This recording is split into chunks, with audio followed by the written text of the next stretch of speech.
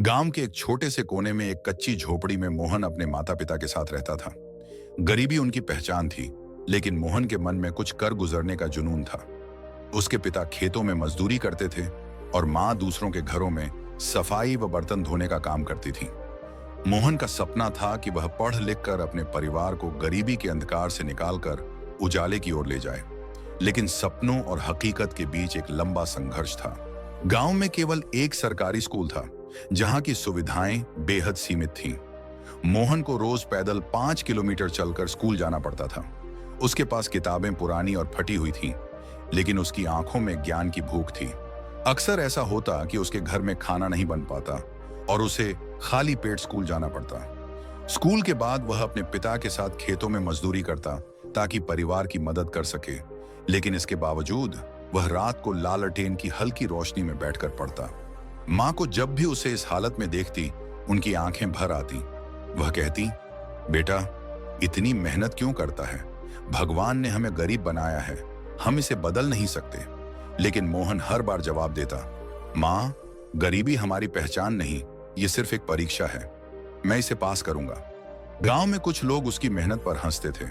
वे कहते, अरे मजदूर का बेटा पढ़कर क्या करेगा? आखिर में खेतों में ही काम करना पड़ेगा। यह शब्द मोहन के मन को चोट पहुंचाते, लेकिन वह चुपचाप अपनी किताबों में खो जाता। स्कूल में भी कई लड़के उसकी गरीबी का मजाक उड़ाते। वे कहते, अरे तुम्हारे पास तो ढंग के कपड़े तक नहीं हैं, बड़े आदमी बनने के सपने मत देखो। लेकिन मोहन को सिर्फ एक ही चीज याद रहती, अपने गुरुजी के शब्द, बेटा, अंधेरा चाहे जितना भी गहरा हो, लेकिन एक छोटी सी रोशनी भी उसे मिटाने के लिए काफी होती है। मोहन दिन रात मेहनत करता रहा। फिर एक दिन स्कूल में एक प्रतियोगी परीक्षा हुई, जिसमें मोहन ने पूरे जिले में पहला स्थान प्राप्त किया। यह खबर अखबारों में भी छपी। गांव में पहली बार कोई बच्चा इतना बड़ा सम्मान जीत रहा था। जब अखबार मोहन के पिता के हाथ में आया, तो उनकी आंखों में खुशी के आंसू थे। गांव के एक समाज सेवी ने यह खबर पढ़ी और मोहन से मिलने आए।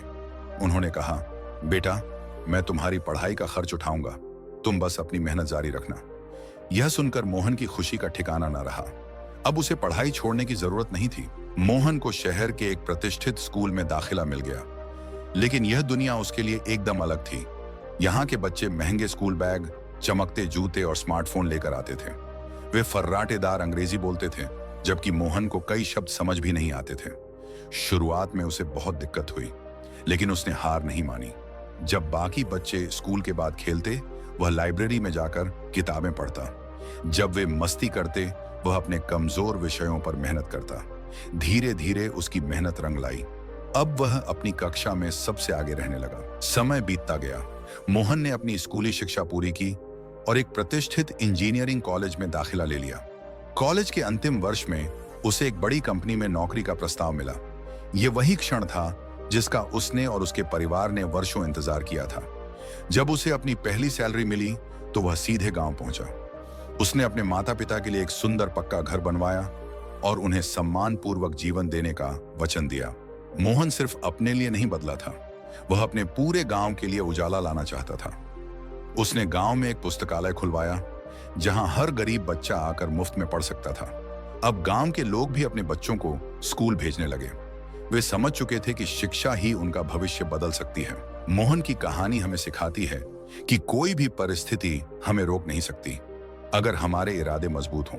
अंधेरा कितना भी गहरा क्यों ना हो, लेकिन एक छोटी सी रोशनी भी उसे मिटाने के लिए काफी होती है। संघर्ष ही सफलता की सीढ़ी है। बस हमें अपने लक्ष्य पर अडिग रहना है और मेहनत जारी रखनी है।